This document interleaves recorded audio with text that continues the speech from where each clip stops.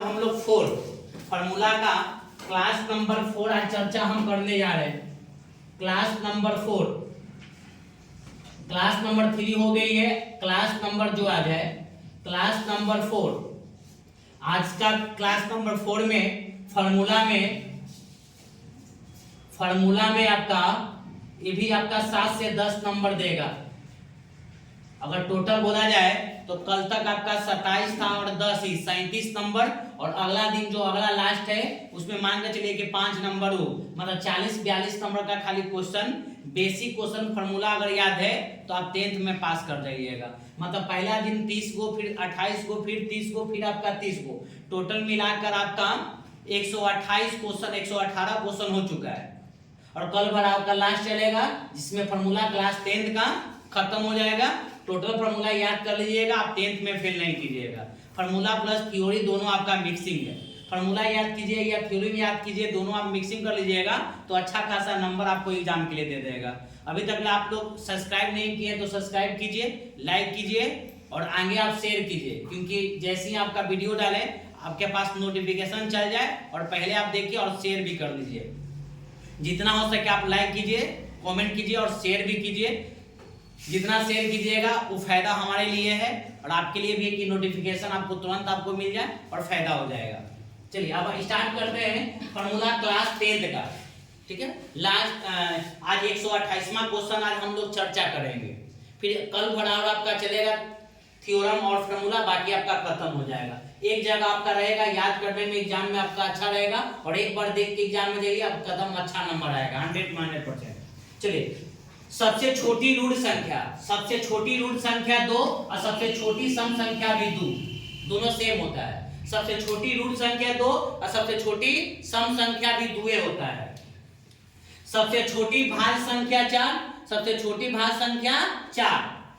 त्रिघात बहुपद का व्यापक रूप, त्रि मतलब 3, घात मतलब पावर, तो 3 होना चाहिए। तो ax³ प्लस में bx² प्लस में cx प्लस में d बराबर में 0। चक्रीय चतुर्भुज, वैसा चतुर्भुज जिसके चारों कोनों का योग 360 डिग्री होता है वैसा चतुर्भुज जिसके चारों कोनों का योग 360 डिग्री होता है उसे चक्रीय चतुर्भुज कहते हैं। इससे मैथ नहीं बनता है, ये आपका एक तरह का प्रैक्टिस सेट है, समझिए कि फार्मूला है।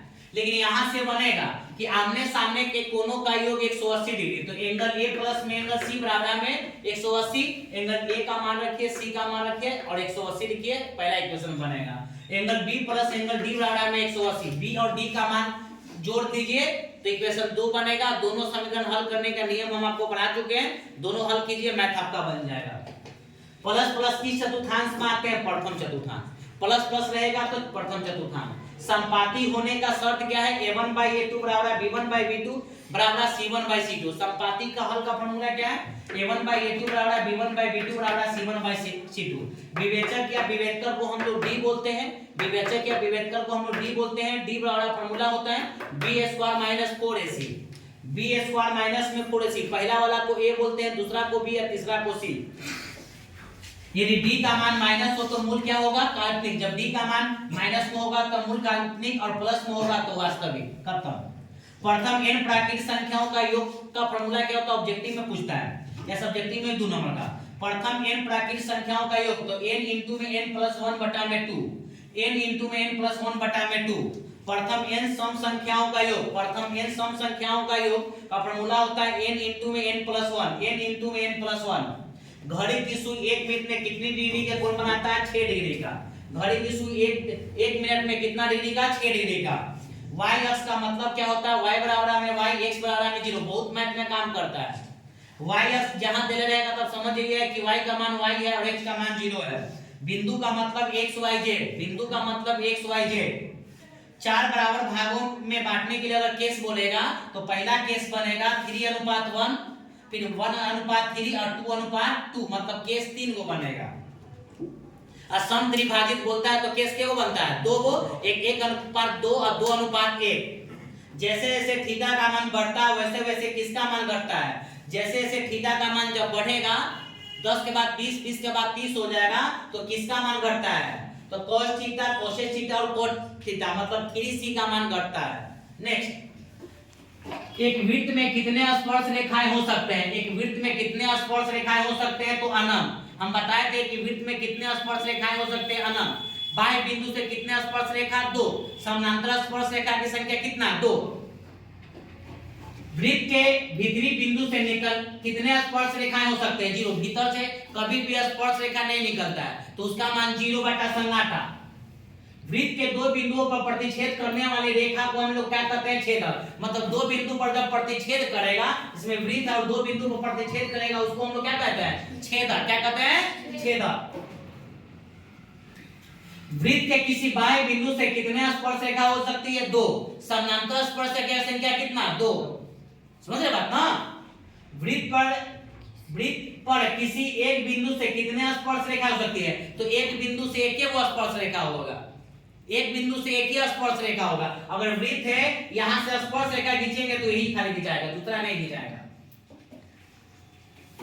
दो माध्य बराबर फॉर्मूला होता है, ये भी क्वेश्चन पूछता है। 2 नंबर का या तो ऑब्जेक्टिव में 2 माध्य बराबर में 3 माध्यक माइनस में बहुलक, 2 माध्य बराबर में 3 माध्यक माइनस में बहुलक। यदि एक साथ 3 सिक्कों को उछाला जाता है तो कुल संख्या 8 आएगा। 3 को सिक्का पर के बार उछालिएगा तो कुल संख्या 8। कोसेक थीटा का फार्मूला 1 बटा में sin थीटा, 1 बटा में sin थीटा, कर्ण बटा में लंब, रूट अंडर में 1 प्लस में cot square theta, sec 90 minus theta. sin a plus b, sin a plus b का फार्मूला होता है sin a इनटू में cos b माइनस में cos a इनटू में sin b। लगले आप cos a प्लस b का देख लीजिए, cos a प्लस b का। तो cos a प्लस b का फार्मूला होता है cos a इनटू में cos b, प्लस है तो माइनस हो जाएगा sin a इनटू में sin b, और cos a minus b, a minus b का हो जाएगा cos a इनटू में cos b, माइनस है तो प्लस हो जाएगा बेटा sin a इनटू में sin b। ठीक है, क्लियर है? आगे देखते हैं। Alpha minus beta, alpha minus beta का फार्मूला होता है रूट अंडर में अल्फा का स्क्वायर प्लस में बीटा का स्क्वायर माइनस में 2 अल्फा इनटू बीटा।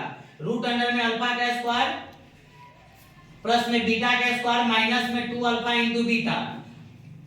यह दूसरा फार्मूला हो जाएगा रूट अंडर में अल्फा प्लस बीटा का होल स्क्वायर माइनस में 4 अल्फा इनटू बीटा। ये भी क्वेश्चन पूछता है। समबाहु त्रिभुज का क्षेत्रफल रूट 3 बटा में 4 गुने में भुजा स्क्वायर। समबाहु त्रिभुज का क्षेत्रफल रूट 3 बटा में 4 गुने में भुजा स्क्वायर। समबाहु त्रिभुज की ऊंचाई रूट 3 बटा में 2 गुने में भुजा। समबाहु त्रिभुज की ऊंचाई रूट 3 बटा में 2 गुने में भुजा। खोखले बेलन का संपूर्ण पृष्ठीय क्षेत्रफल, खोखले बेलन का संपूर्ण पृष्ठीय क्षेत्रफल 2 पाई इनटू में बड़कार प्लस में छोटकार, 2 पाई इनटू में बड़कार प्लस में छोटकार इनटू में बड़कार माइनस में छोटकार प्लस में h। संपूर्ण कोण कितने डिग्री का होता है? 180 डिग्री का। अब पूरा कोण 90 डिग्री का। संपूर्ण कोण कितने डिग्री का होता है? 180, अब पूरा कोण 90। संपूर्ण कोण में दो कोणों का योग 180 होना चाहिए, अब पूरक में दो कोणों का योग 90 होना चाहिए। बहुलक निकालने के कितने शर्त है? 2। बहुलक निकालने के कितने शर्त है? 2। पहला वर्ग अंतर, दूसरा क्या? बड़ा अंतर। पहला वर्ग अंतर, दूसरा